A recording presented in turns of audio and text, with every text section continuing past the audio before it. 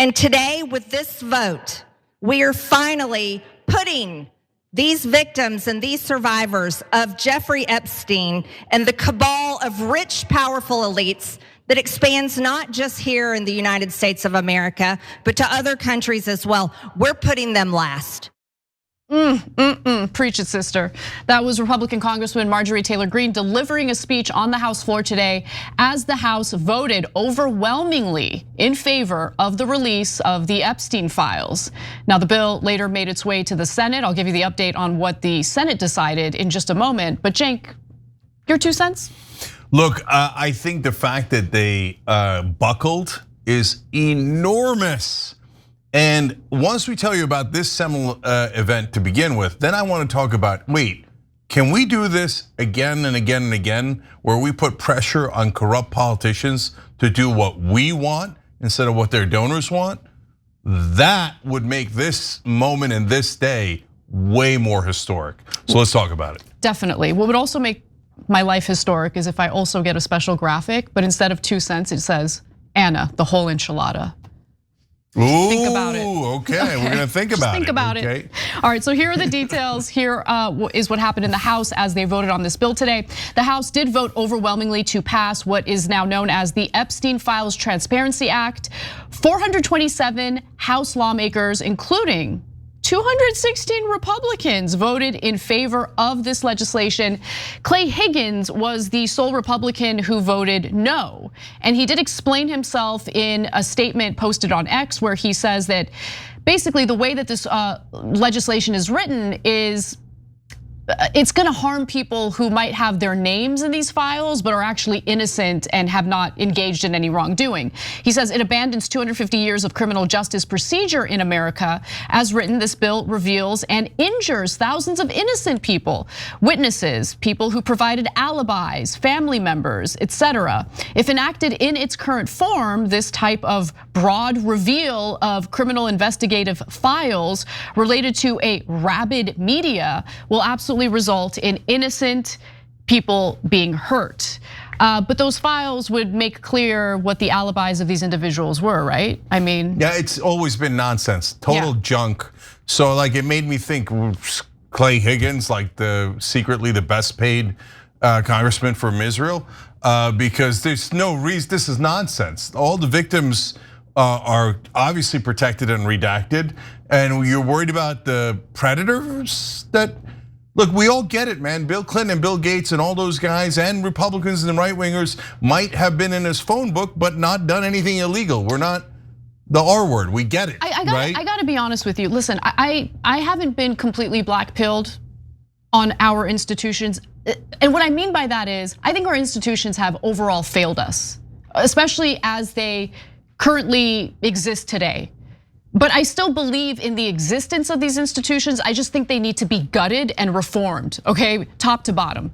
With that in mind, with the way our judicial system works, how our criminal justice system works, and the fact that there hasn't been justice for the survivors, over 1,000 of them, is infuriating beyond belief. And so when you can't rely on your institutions in a democratic system to actually do what's right and serve the best interests of the American people, this is the next best thing, right? I mean, this is the only thing that you can demand or ask for, to actually have the raw data, the raw files, the actual information and evidence that was used in the case against Jeffrey Epstein. When you can't rely on your own government to do its job, that's when the people rise up and demand that they have access to this information. And that's exactly what happened here. I want to clarify one thing. This guy's worried about the innocent people who might be implicated through the release of these files. Well, our justice system did everyone dirty, Okay, this is a result of their failure. I just want to be very clear about that. Go ahead. Yeah, so he's not worried about the victims. The victims are definitely redacted, and a lot of them have now come out publicly. He's worried about people who are named on the list who might not have actually done it.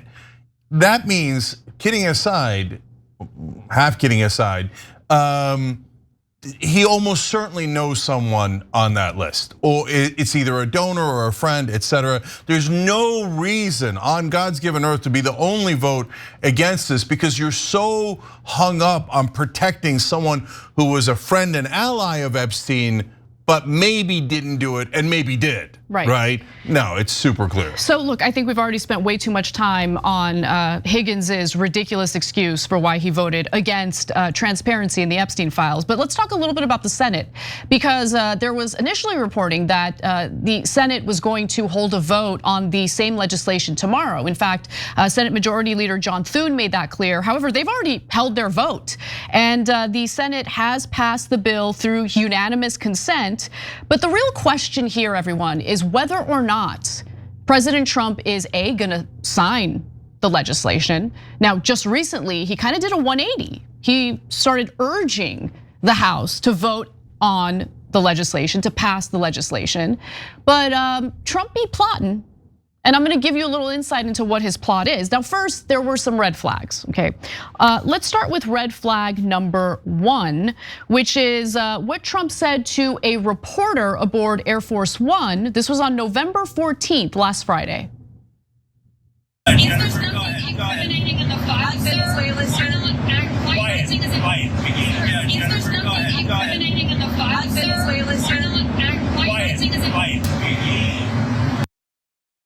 He called a Bloomberg reporter who asked about the possible release of the Epstein files piggy, as if he is blind and unable to ever look in the mirror and see the grotesque image reflected.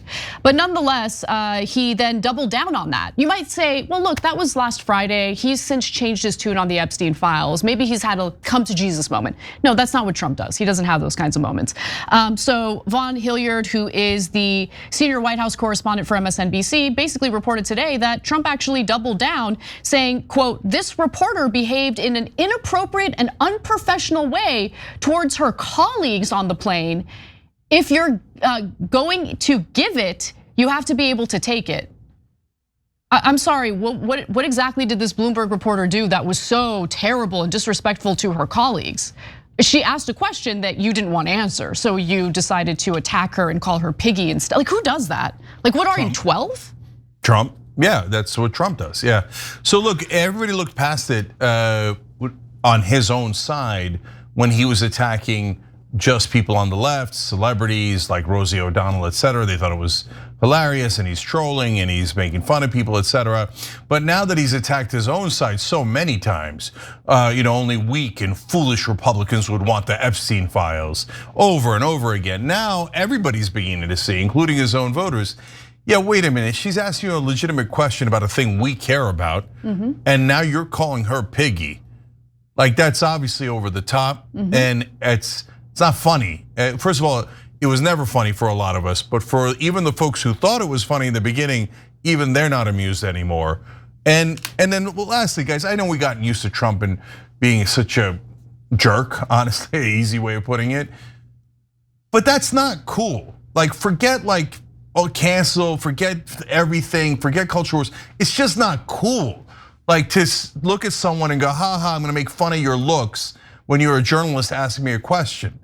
Nah, that's gross, man. And any decent person should realize that's gross. So this is a little bit of a tangent, but it's very much related to why I believe people like Trump, powerful people, and it's not just Trump. Previous presidents have engaged in what I believe is a cover up as well. Democrats, Republicans, it doesn't matter. Trump is just less sophisticated and unable to kind of finesse the situation as previous presidents had. He's a blunt object, or he just doesn't know how to handle it and calls people names, and it makes it obvious he's engaged in a cover-up. Dropside News, this just dropped. So Jeffrey Epstein pursued Swiss Rothschild bank to finance Israeli cyber weapons empire. Epstein on Ariane de Rothschild, quote, "It was said to me, if Ehud Barak wants to make serious money, he will have to build a relationship with me, take time so that we can truly understand one another." This is reported by Ryan Grimm and Maz Hussein for Dropsite News. Yet another connection between Epstein and the Israeli government. As we've been telling you over the last 10 days or so since Dropsite News first broke a series of 4 stories, there's now no question that Jeffrey Epstein was working with Israel, not necessarily for Israel, but with Israel, with Ehud Barak and Israeli spy at the time who stayed at his house on multiple occasions for long stretches of a time, and they were plotting to try to get America to bomb Syria and to bomb Iran. So he's not working for American interests, and he is actively working for Israeli interests. That's in Ehud Barak's emails. It's indisputable, yet literally no one from American media is talking, in mainstream media, is talking about the obvious and overwhelming connections to Israel. And I'll tell you why. I'll tell you why our corporate media, our legacy media, refuses to cover this part of the story, which I would venture to say is just as important, if not more important, than the way they frame this whole situation. The way the mainstream media, it's interesting, they always frame the Epstein files as a partisan battle. Ooh, it's a partisan battle, so we're constantly fighting each other. Now, keep in mind, the Epstein files have already implicated powerful people on the left and the right. Okay, Larry Summers essentially getting advice from Epstein on how to handle the young woman from Harvard that he was having an affair with. He on quote, how to get horizontal with the person he was mentoring, okay? Okay. Disgusting, especially because in those emails, Summers made very clear that it's obvious that she's not really into him, but wants to have this connection with him because he's powerful and knows that she can basically further her future by having this relationship with him. And him and Epstein talk about make sure you don't give her any of those contacts and help until she has sex with you. So okay, so that's the Democrats. We showed you Stacey Plaskett the other day taking a text from Epstein, asking the questions Epstein has directed her to ask. So yes, there's Democrats who are terribly guilty. Yes, there are potentially Republicans who are terribly guilty. And so the press keeps going down. Remember, if you release it, you're both gonna get hurt. Like, who are you working for? What is this absurdity? And it's even worse than that. The way they cover this story, I feel, intentionally pits American voters against one another, rather than focusing on how this is basically a conspiracy involving the most powerful people, not just in this country, but in the world.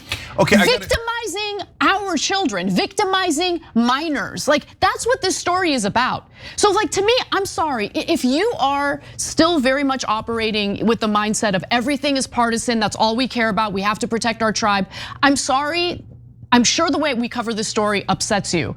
I don't care about partisanship right now, at all, at all, at all. I see a much bigger threat to this country, our democracy, our freedom, our sovereignty, than, is it the Democrats who are worse or the Republicans who are worse? There's garbage on both sides, we need to get them out.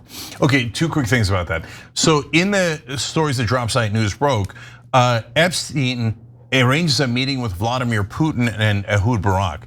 Ehud Barak, the former prime minister of Israel, could not arrange that meeting on his own. He needed Epstein to arrange it. On that fact alone, that shows you that Epstein was one of the most powerful people on earth. That's not a relevant story. It's crazy. Not a single mainstream media outlet has covered that. No, that's why what Tom Massey, Marjorie Taylor Greene, and Ro Khanna did in pushing this forward was absolutely heroic. If there's ever any truth or justice in our history books, they will mark those three as absolute American heroes for defying all of Washington, all of their colleagues, and all of the media. Because all of them, and why are all of his colleagues and all their colleagues and the media, why were they all covering up for a pedophile? How does that make any sense at all? One of the worst criminals in American history, why are they all covering for him? Come on, guys, we all know the answer. We already know it, the stories have already been broken. It's because Epstein was working with Israel, and Washington, D.C. is 100% occupied by Israel, but the American people broke their luck today. Yes. It was amazing. You put so much pressure on them that all those people were constantly playing shell games, to Anna's point. Oh, we're not in charge? Okay, we want the files. Oh, we're in charge? We don't want the files, right? And all of a sudden, you guys put a stop to that. I know. And by the way, tremendous credit to the Trump voters who put pressure on their own representatives and broke them. Great job. And before we get to how Trump is gonna handle this moving forward, because that's the most important part of the story to focus on moving forward, I do want you to hear from Annie Farmer, because this morning, prior to the House holding its vote on this legislation, The survivors, along with Representatives Ro Khanna, Marjorie Taylor Greene, and Thomas Massie, held a press conference. And what you're about to hear from Annie Farmer is exactly right. This is not about partisanship, especially when you consider how this has been an issue throughout several administrations. In 1996, when my sister Maria bravely blew the whistle on this group by reporting to the FBI what Epstein and Maxwell did to both of us, they hung up on the phone on her, and there was no follow-up of any kind. Bill Clinton was president. In 2006, the FBI came to us, finally interviewed us, and asked us both to be witnesses against Epstein. We were very anxious, but we agreed. And then we didn't hear back from them due to their infamous sweetheart deal. George W. Bush was president. In 2015, when the DOJ was sent FOIA requests for Maria's FBI files, and they were denied, as they have been many times, Barack Obama was president. In 2019, when Epstein died in prison due to either negligence or foul play, Donald Trump was president. In 2023, Maria's attorneys sent a letter on her behalf to the government requesting an investigation into the repeated law enforcement failures in this case, similar to what was done in the case of Larry Nassar. They declined to do so. Consequently, my sister filed notice that she would be suing the government for failing to uphold its legal, ethical, and moral duties in this case. Joe Biden was president. I thought that part of her speech was so powerful because it really does show you that, again, this issue stretched across, the cover-up stretched across several administrations, both Democrat and Republican. And so, again, I just urge anyone watching this who's still operating based on partisan politics to reconsider whether it makes sense to just take at face value the framing that we've been getting from corporate and legacy media on this issue. For this issue alone, if that's all it takes, try to put that aside and think about how this is much bigger than partisan bickering. Yeah, so a lot of people on the Democratic side are now making the case, well, look, there was an open case, Ghislaine Maxwell, when Biden was president. That's why Biden couldn't release the files. If there's an open case, you can't release the files. That is technically true. But let me ask all those people, where are all the prosecutions? If Obama, Biden, and all the Democrats were just angels, but God, golly gee, there's just this one open case, so there's nothing they could do. Well, what was stopping them from prosecuting all the other predators? They didn't prosecute a single one, they didn't open a single case, they didn't do a single thing to hold anyone accountable for those crimes. Yep. So please spare me this total and utter BS about how the Democrats would have done the right thing. Where's the prosecutions? No, they had every opportunity to do the right thing. They never took it because this is not about Epstein. This is not about Democrats or Republicans. This is about a government actor that they are not telling you about. And if you say to me, hey, Jake, it's not Mossad, it's the CIA, and maybe they work together, sure. But it isn't no one. It isn't Epstein and Maxwell by themselves and magically protected by both parties nonstop. And the last thing, when it comes to Republicans, Alex Acosta is the one who gave him the sweetheart deal. He's a US attorney down in Miami. He pops up later, 8 years later, as the labor secretary for Trump. Labor secretary, when he was just a US attorney, that is so random. But you gotta reward the guy who gave the sweetheart deal to the worst pedophile in American history. Who's rewarding him? Who is making these decisions and then actively hiding it from everyone else? That's the most important question. And by the way, the question that mainstream media not only will not ask when they're supposed to be journalists and reporters, but actively hides by saying, if you ask that question, you're an anti-Semite. Right? And your life should be, your career and life should be canceled for daring to ask the most obvious question there is. That's right. Every time you ring the bell below, an angel gets his wings. Totally not true, but it does keep you updated on our live shows.